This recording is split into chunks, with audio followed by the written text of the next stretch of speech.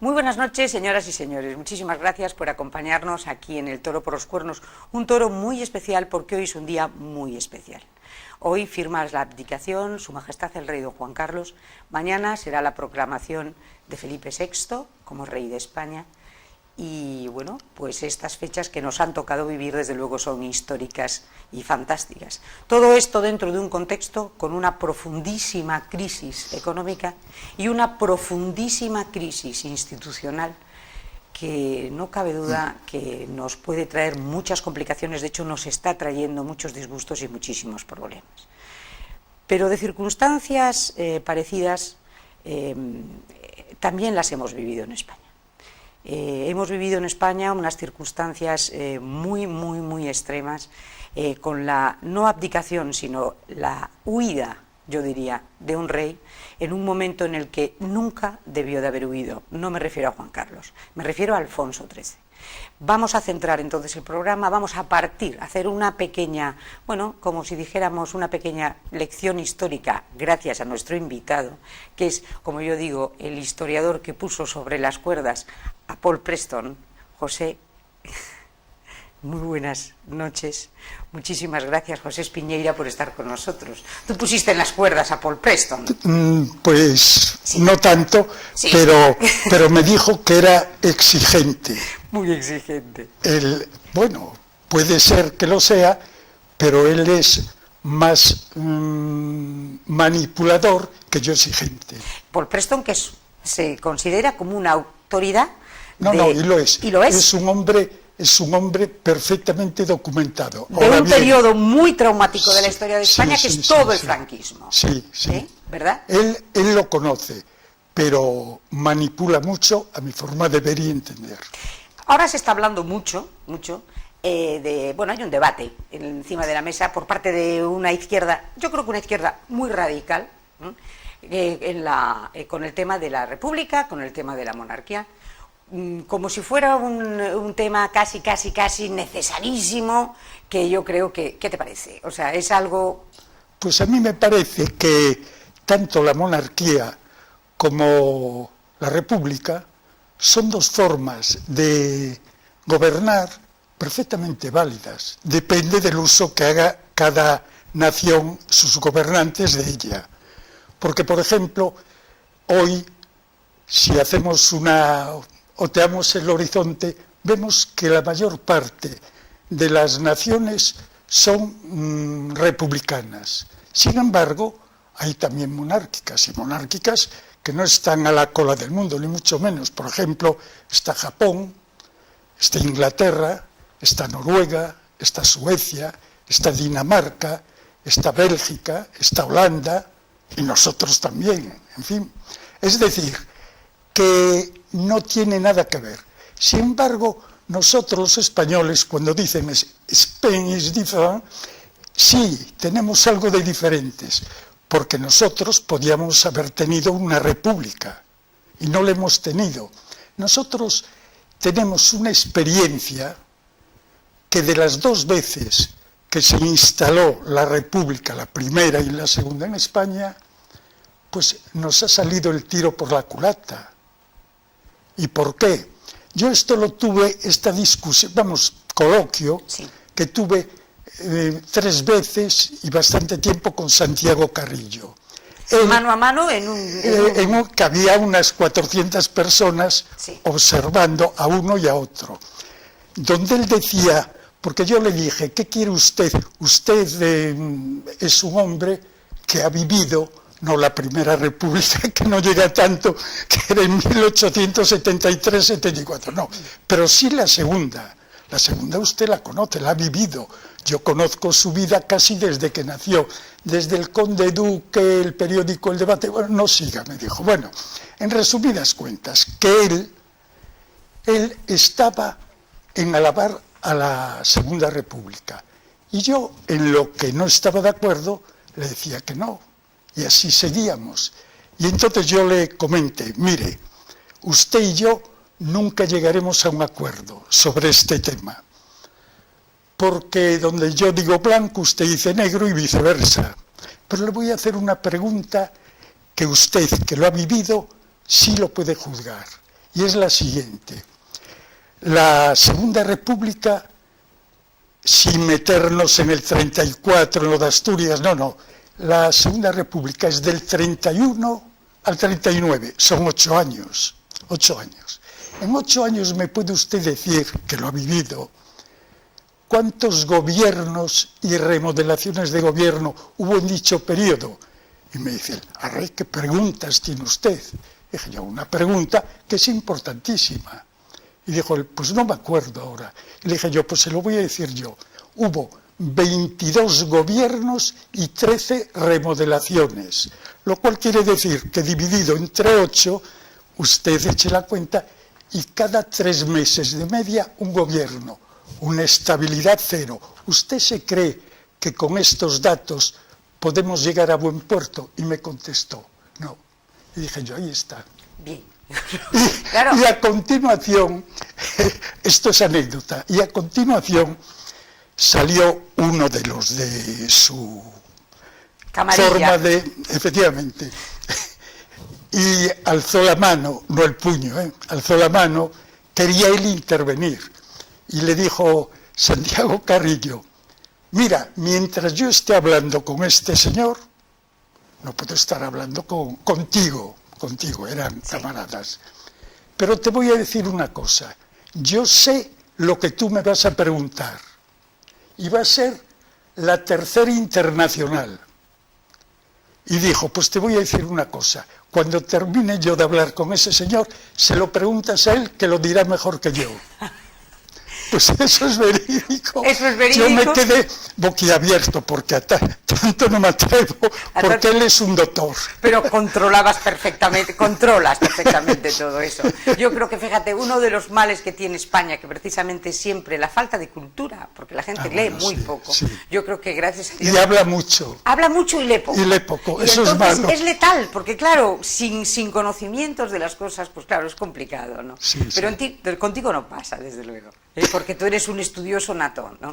Bueno, no es que sea un estudioso nato, es que, me parece que lo comenté contigo alguna vez, que yo, de muy joven, cuando uno estudia el bachiller del plan del 38, ¿no? Que era bueno que el bachiller, ¿verdad? Sí, había bachiller los 7 años y la reválida. Sí. Yo, el bachiller y luego la reválida, me parece que le hice, estuve estudiando en Madrid y en Valladolid. Y resulta que en Madrid me di cuenta, entonces ahí me entró el gusanillo. Madrid estaba, pues, muchas zonas con ruinas. Yo vi el Cerro de los Ángeles, vi alguna checa, la primera que vi me acuerdo como si fuese hoy, en la carretera Extremadura, mano derecha, cerca del Manzanares, la iglesia de Santa Cristina, que me atendió muy bien, el párroco que había sucedido al otro, que es mártir. Y me contó todo, lo que hizo, lo que hicieron, que había pasado. Y esto dependía de otra checa que había aquí en la Casa del Campo, que está muy cerca, del coronel Mangada del Partido Comunista. En Madrid, de aquella, había 220 checas. Para quien no lo sepa, si es que hay alguna gente joven que nos está mirando, ¿qué era una checa? La checa era una importación de la Unión Soviética y era un lugar de detención, de arresto, lo juzgaban, lo fusilaban o no, y lo expoliaban. O sea, era como un centro, como una especie de... Pero no estaba bajo la justicia. Había checas de todos los partidos, de los sindicatos, incluso de gente particular. Ocupaban el PSOE, por ejemplo, dicen que tenía 1000 pisos cogidos. Y los porteros o porteras de las fincas eran unos informadores perfectos. Informadores que a lo mejor tú no le dabas propina muchas veces al de abajo, pues ya te cogía y ya estabas listo. Y entonces a la gente se la llevaba a esos sitios que eran sitios al margen de lo que era la autoridad, al margen del gobierno. O sea, es que los tribunales populares... Eran tribunales populares totalmente... Cuando había tribunales populares, ¿por qué no? Porque había eso en las cárceles, que hubo las 4, que hubo, que tenían, los paseos, hasta Paracuello sobre todo, pero yo estuve en Torrejón, estuve en Aravaca, estuve, en fin, y luego se ha llevado, y a mí me parece muy bien, que cada familia sepa dónde está enterrado el que murió en uno o en otro bando. Pero lo que pasa es que, por ejemplo, leí no hace mucho un artículo de un periodista que se llama Manuel Aguilera, que tardó 5 años en hacer un estudio sobre los muertos en la guerra civil y que no cuentan para nada, para nadie. Hizo una relación de 982, se los entregó al juez Garzón y hasta hoy no se sabe. Pepe, mira una cosa, cuando hablábamos de la huida, hablaba yo al principio, de la huida de un rey, ¿no? Que es cuando se va Alfonso XIII. Hay yo diría que un golpe de Estado, entrecomillado, un golpe de Estado en 1930 a partir de la famosa Declaración de San Sebastián, donde un grupo de personas... Del Pacto de San Sebastián. Del Pacto de San Sebastián. Eso fue Eso es en 1930. ¿no? Agosto del 30. Y se reúnen monárquicos antiguos, republicanos convencidos, catalanistas, hay algún que otro galleguista como Casares Quiroga y el PSOE. Y ellos organizan... Bueno, el PSOE, perdón. El PSOE no. Sí, pero tiene dos, Fernando de los Ríos e Indalecio Prieto, a título particular. Ajá, no como PSOE. No estaban metidos de hocicoz en eso. ¿Estos señores qué ocurre? Se reúnen en San Sebastián en 1930 ¿y qué deciden?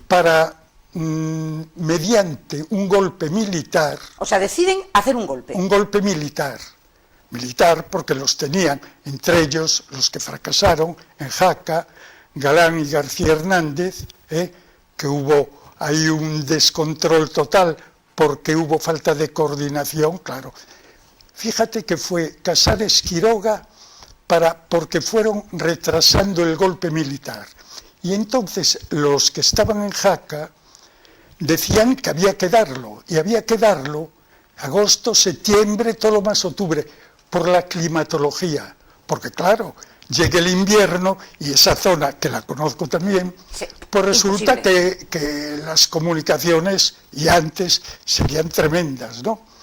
Y entonces, pues claro, no había, y al final mandan a Santiago Casares Quiroga, él, para que en lugar del 13 sea el 15. De diciembre. Sí, como se ya dio. Estamos en diciembre. Sí. Y entonces él se para a cenar en Huesca, y luego llega a Jaca, y había 2 hoteles, el Mur y Hotel La Paz, que los conocí yo a los 2 y me hospedé allí cuando iba a hacer con educación física, escalada, esquí, depende de la época, ¿no? Y hablé con el hijo de uno de aquellos que mandaba y tal, y me contó la equivocación, lo que tal, eran doctores en historia de ese tipo. Bueno, pues Casares Quiroga no llegó a tiempo y entonces el otro ya se organizó tal y fracasó. Fueron juzgados rápidamente en Consejo de Guerra y condenados a muerte. Involucrado en ese golpe también estaba Ramón Franco. Bueno, Ramón Franco estaba en todo. Estaba todo en todo. No, porque Ramón Franco fue republicano, fue anarquista, lo tuvieron que mandar a Washington porque era un lío. En fin, el polo opuesto al hermano. Al hermano, sí. Y entonces fracasa ese golpe, ¿no? Sí. En diciembre de 1930, pero ese golpe provoca un cierto complejo en el gobierno monárquico entonces y de ¿quién estaba? ¿Quién estaba entonces en el gobierno? En 1930, ¿quién era el...? No, en 1930 fue cuando ya la dictadura de Primo de Rivera, bueno, el rey dijo que tal, bueno, que vino además con mucha fuerza y muy bien, y ya apoyado por la oligarquía catalana, todos estaban de acuerdo, porque aquello era un anarquismo total, no había orden ni concierto. Dices la dictadura de Primo de Rivera. No, la dictadura no, antes. Entonces fue cuando le llamaban el cirujano de hierro. Sí. No, que era solamente los anarquistas fueron perseguidos por él. Incluso el PSOE colaboró con la dictadura. Porque Largo Caballero fue consejero, me parece que de trabajo.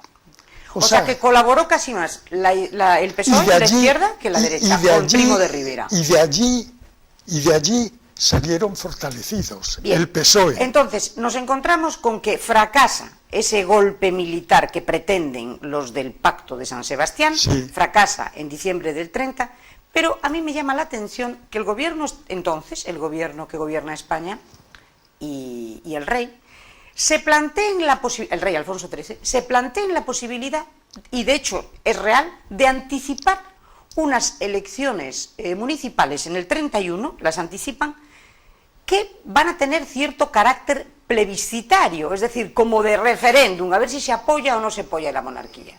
O sea, ¿por qué anticipan esas elecciones si no hace falta? Y de hecho se ha parado ese golpe y la gente está tranquila. ¿Qué pasa? No, vamos a ver. El problema era que para hacer todo... Primero, el rey tanteó para volver a la Constitución de 1876, que era la que estaba en vigor. Bien. Entonces se lo pusieron. Entonces había unas elecciones por el calendario, como hay ahora. ¿No eran anticipadas? No. Fueron por el calendario. Creí que las habían anticipado. Había unas elecciones municipales. Y entonces los que manejan todo, pues dijeron, pues esto puede ser un espejo de lo que quiere la gente. Pero es que además estas elecciones fueron ganadas encima por la derecha, pero en la proporción de 4-1. O sea, eso es inconcebible. Es decir, de unos 22.000 concejales, algo más de 22.000, por 5.000 y algo también las izquierdas. O sea, 22.000 concejales los monárquicos... Aproximadamente, sí. Y 5.000 concejales los republicanos. Exactamente. Y entonces, ¿qué ocurre? Porque si ganan los monárquicos, ¿qué pasa ahí? Que hay dos personas más. El rey se ve desasistido. Los monárquicos lo abandonan. Decía esto Antonio Maura, hablando del conde de Romanones, que era uno de los... Dijo, el verle mover el rostro a mi amigo Romanones es delito. Decía que cuando él hablaba era delito. Sí, en fin, que era con esa gente solamente Ricardo de la Cierva, el marqués de Cavalcanti, general de caballería, que formó parte del directorio militar de Primo de Rivera. Que por cierto conocí yo a la mujer en Coruña, que se llamaba, claro, Blanca Quiroga, que era hija de la condesa de Pardo Bazán. Ajá. Sí, con ella tuve bastantes ocasiones de hablar y tal. Sí. Y entonces solamente dos apoyan al rey y al rey lo dejan. Pero lo curioso es que si los monárquicos ganan con esa diferencia tan grande, ¿cómo juega en ese momento la izquierda a la baza de que, como por ejemplo, los republicanos han ganado en Madrid y en alguna otra gran capital, sí, eso es cierto, juegan la baza de la ganca cuando no era un español un voto? Naturalmente. Entonces ¿es un tongo? ¿Qué fue? ¿Qué fue? Yo diría que es falta de iniciativa, falta de apoyo al rey. El rey tampoco quería que por su culpa hubiese una guerra en España, guerra que no evitó. Pero ¿dónde estaba la culpa? Si había ganado los que estaban de acuerdo con él. Pero los otros decían que eso iba a ser la revancha de lo de Asturias, que organizaron cada lío con aquello de la revolución del 34 y bueno, tal. Y lo después, bueno, claro. Después. Pues es la misma forma, es decir, que ellos, los que perdieron, tenían iniciativa. Como tiene hoy Podemos, Podemos, que son unos cuantos, son bastantes, pero todo el mundo está pendiente de ellos. Porque tienen iniciativa. Claro. Y sin embargo, los monárquicos se quedan como... Los descolocó. Sí. Y luego le ocurrió otra cosa al rey, que hacía muy poco que había fallecido la madre, María Cristina de Habsburgo y Lorena, y entonces el rey, que estaba muy por su madre, entró, yo creo que en una especie de depresión, unido al otro, y que nadie dijo, vamos, o sea, no apareció el líder que dijese aquí, tal. Aquí vamos a respetar, pero vamos a respetar la voluntad popular. Pero es que los primeros resultados, que ahí fue la clave, que se dieron fueron las grandes ciudades. Y dijeron, ahí ya perdieron el fuelle. Y luego cuando se hizo el recuento total, ¿Ya sabía fue yo lo que te dijo. Sí. El rey le dieron, pues no sé, porque aquello fue un lío tremendo.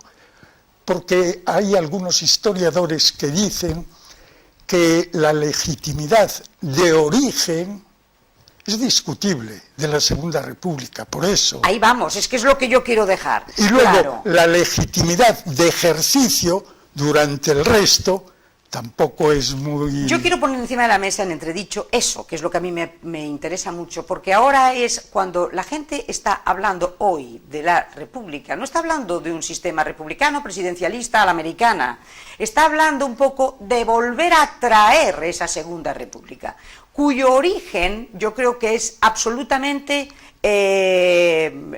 vamos, que no es legítimo su origen. ¿Por qué?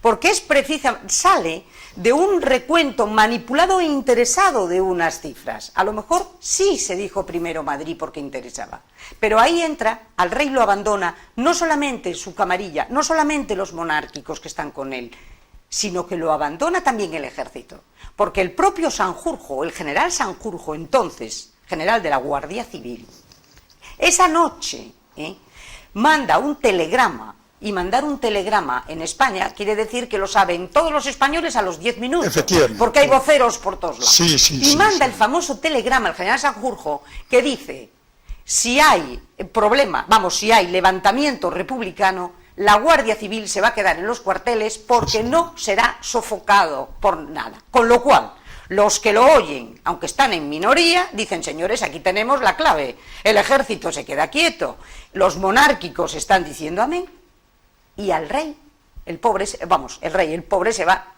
Pero es que lo echan los propios que lo tenían que haber defendido. Luego, ¿qué legitimidad tiene esa Segunda República? En su inicio.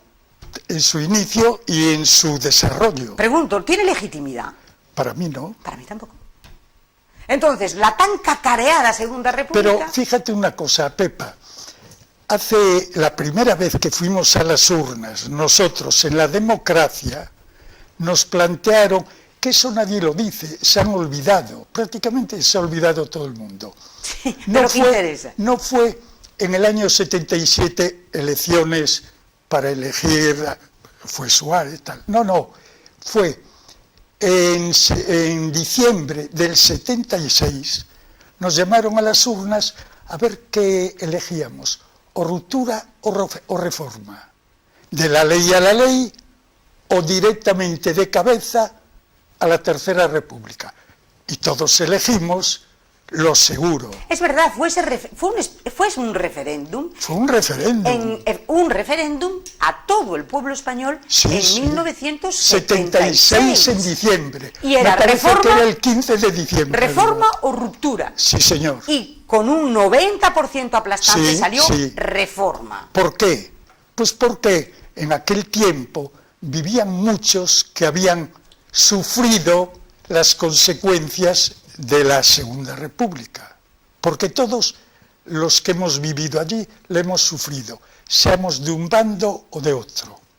Entonces, ellos optaban por la palabra ley, que les sonaba muy bien, porque la ley está escrita, hay que acatarla, como tenemos la ley de leyes, que es la Constitución, que a mí me da la impresión que es un papel mojado, porque veo los independentistas, veo que cada uno hace en su reino de taifas casi lo que le da la gana, el idioma español, lo mejor que tenemos en el mundo, nuestro idioma, que lo prohíban, van en contra de España.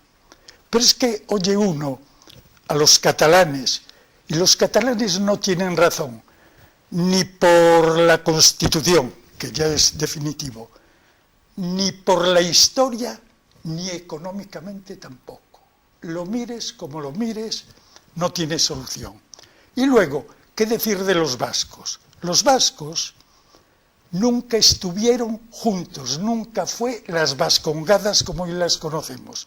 Fue una serie de pueblos que había que pertenecieron a Navarra, porque donde ahora están las vascongadas estaban unas tribus, aquellas tribus, 100 tribus dicen que había en España, los bárdulos, caristios y autrigones, que eran cántabros y vivían allí. Y los llamados vascos estaban en Navarra. Y luego se normalizó todo y entonces ¿sabes cómo fueron una cosa unida? Porque fueron pidiendo su ingreso, ellos pidiendo, no los conquistaron, a Castilla, y otro a Castilla, y otro a Castilla, y dentro de Castilla estuvieron unidos.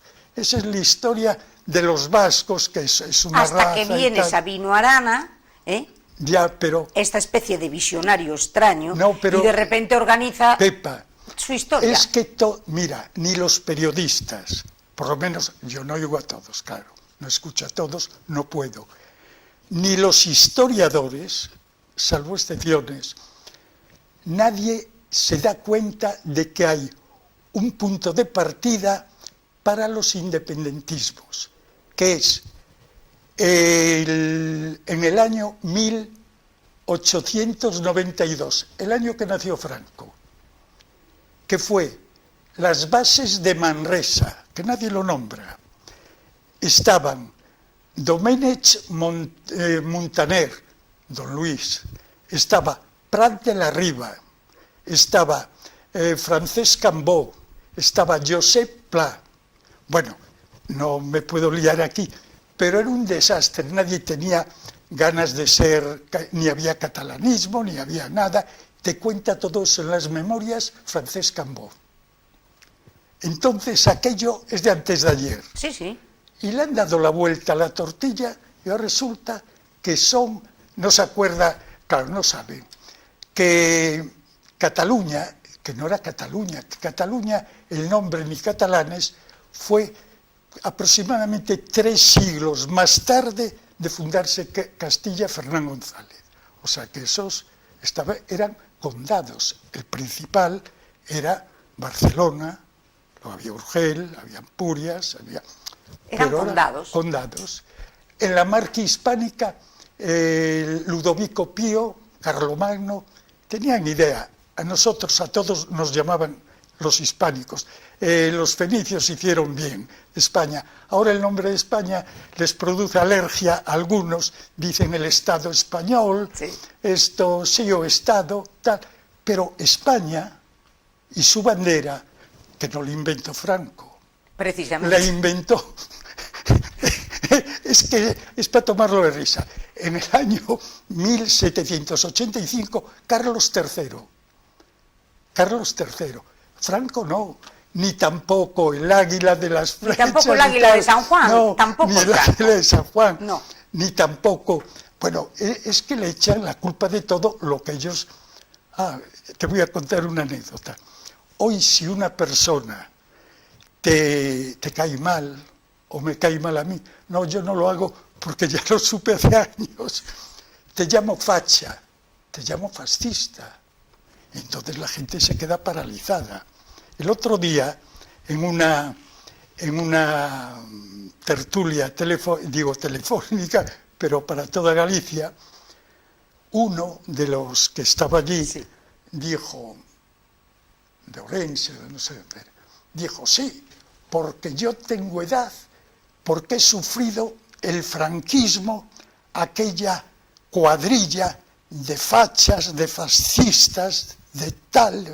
Empezó allí a desahogar y entonces tuve la suerte, Isidoro, Valerio, dice, a ver, entre y tal, y entro. Y le digo, a mí me encanta escuchar todas las opiniones, pero cada vez que uno nos cae mal, le llamamos facha y se arruga además. Sí, sí. Pues no, porque hablamos mucho y leemos poco, lo que dije. ¿Qué es ser fascista? Dije, el fascismo lo inventó, vamos a llamarlo así, Benito Mussolini el Duce. Pero antes Benito Mussolini estaba afiliado al Partido Socialista Italiano y era de la cúpula y era el director del periódico Avanti de ellos. Pero luego a Mussolini lo echaron, lo expulsaron del socialismo porque era muy intervencionista. Y entonces él fundó un partido que le llamó, pues, el fascismo, el fascio, y que era un partido revolucionario y de izquierdas. Y dije, y como esto les voy a contar un detalle, a Jean-Marie Le Pen, en Francia, ultraderecha hasta la médula, le abuchearon hace tiempo, porque ahora está la hija, la que cogió la antorcha, la Marine, y les dijo, ustedes me llaman a mí eso. No me parece ni bien ni mal, porque yo no me doy por aludido, porque yo soy de extrema derecha. Y ustedes no saben lo que me están llamando. Claro, me están llamando izquierdos, claro, realmente. Y Franco, imposible que fuese facha ni nada, porque era el nacionalcatolicismo, que no tenía nada que ver con la revolución ni con nada, desde pequeñito. Desde pequeñito. Volvemos atrás y nos encontramos con que es dudosa, por lo menos dudosa, la legitimidad de la Segunda República. Para mí no tiene legitimidad. Según con quien hables. No, claro, según con quien, pero ya cuando tenemos el antecedente de un golpe de Estado, unas elecciones que ganan los monárquicos y que se echa al rey, el rey se va, y que de repente se establece la Segunda República, lo que sí se atentó era contra, y se dinamitó, fue el orden constitucional de ese momento. Porque según el orden constitucional, España, entonces, con Alfonso XIII, era una monarquía. Una monarquía apoyada por una mayoría de votantes en las elecciones municipales y que el resultado es favorable a la monarquía, luego al orden constitucional. Y estos señores que establecen la Segunda República saltan todo eso por los aires y dicen, a partir de hoy, republicanos. Si eso no es un golpe de Estado, que venga Dios y lo vea. Pepa, o tú no estás de acuerdo. Sí, estoy totalmente de acuerdo. Pero mira una cosa, una de las cosas primeras que hacen los dirigentes de constitucional, el primer gobierno provisional de la República, bueno, tengo muchas anécdotas, pero nada. Lo primero que hacen es suprimir de Alfonso XIII todos los títulos, propiedades, y si entra en España que lo detengan. Es lo primero que dicen. Sí, eso lo suprimió Franco en plena guerra en el 38. Y aún no había finalizado la guerra. O sea, la República dice al rey sus propiedades... Y Franco durante la guerra dijo que eso no valía para nada. Que eso no valía para nada. Y ya está. Y otra cosa que me vas a perdonar... Oye, sí, pero hay un punto que es digno de... que tampoco lo dicen. Se elabora la Constitución de la Segunda República, ajá, que la tuvo. Ahí voy, bien, a la Constitución. Sí. Y entonces resulta que hay un artículo, el 26, que dice todo. Alcalá Zamora, Niceto, que era el presidente en aquel momento, cuando lee la Constitución, dijo, esta Constitución incita a la guerra. Y acertó. ¿Por qué lo dijo? ¿En qué se basaba? Pues una persecución ya contra la Iglesia. Hay que leer el artículo 26, que la dejaba, ni predicar, ni pedir, ni enseñar, nada. Persecución contra la Iglesia total, ya en esa Constitución. Total. Y claro, Niceto fue monárquico, era monárquico, y tenía ideas religiosas y sabía que el pueblo español, la mayoría, profesaba la religión católica. Y eso iba a desunir. Por eso Gil Robles dijo una vez: media España no puede morir a manos de otra media España. O sea, ya se el caldo de cultivo ya estaba implícito en esa Constitución.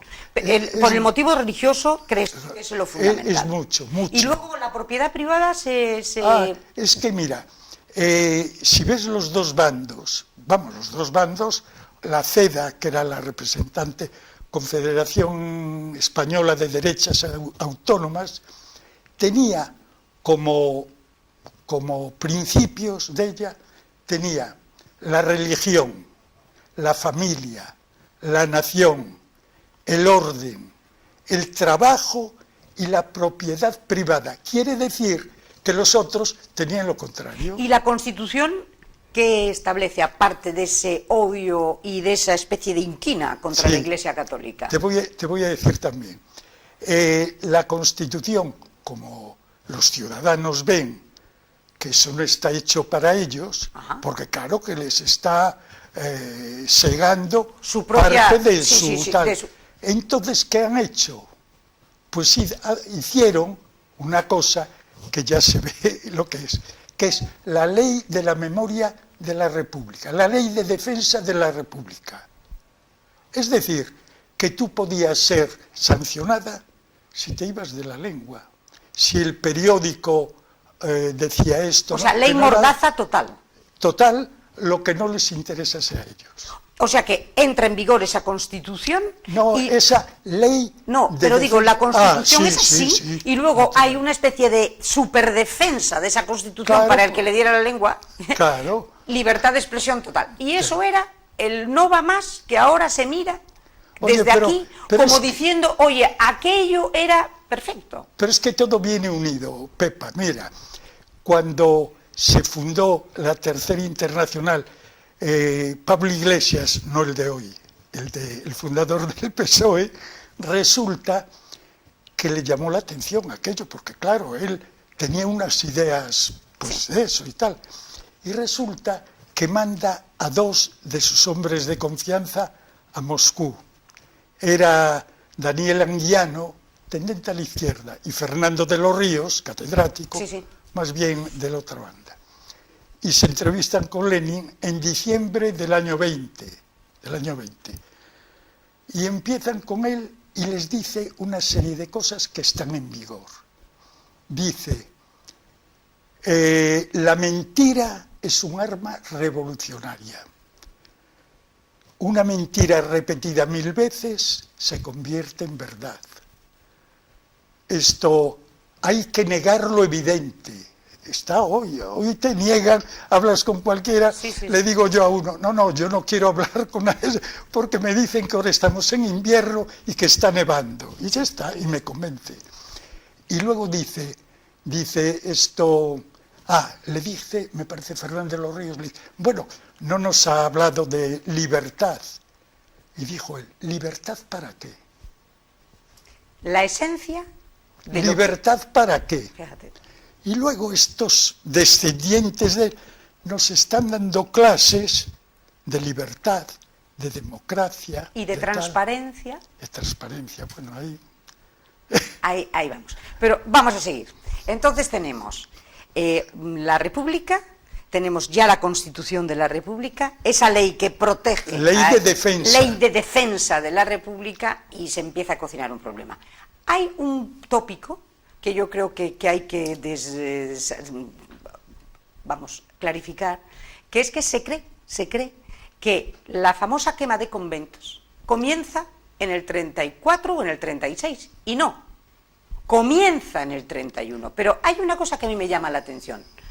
Ante la salida del rey, o antes de la salida del rey, cuando se proclama la República, la Iglesia española de aquel entonces, el día 9 de abril, escribe y acata perfectamente la República. El 9 de abril. Pero la acata.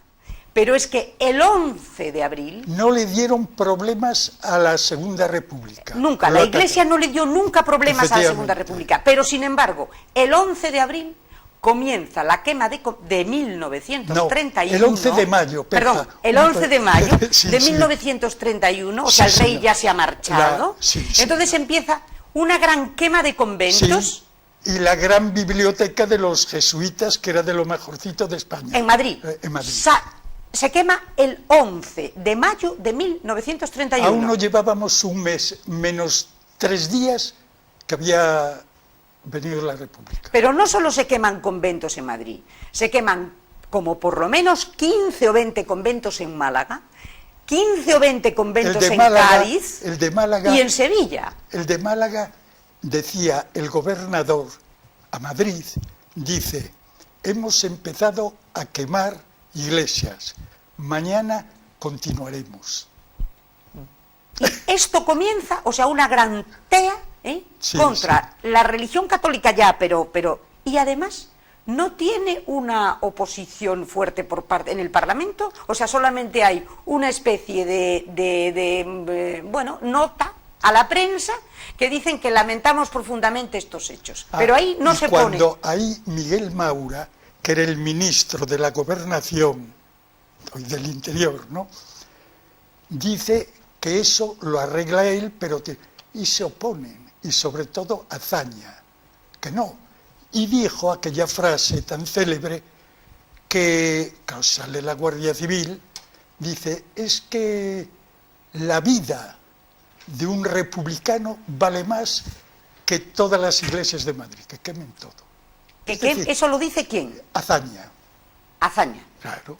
Y dice que quemen todo porque... Que quemen todo, porque la vida de un republicano vale más que todo eso. Y estamos en 1931. Sí, ¿Me perdonas un segundo? Nos vamos a publicidad y volvemos enseguida.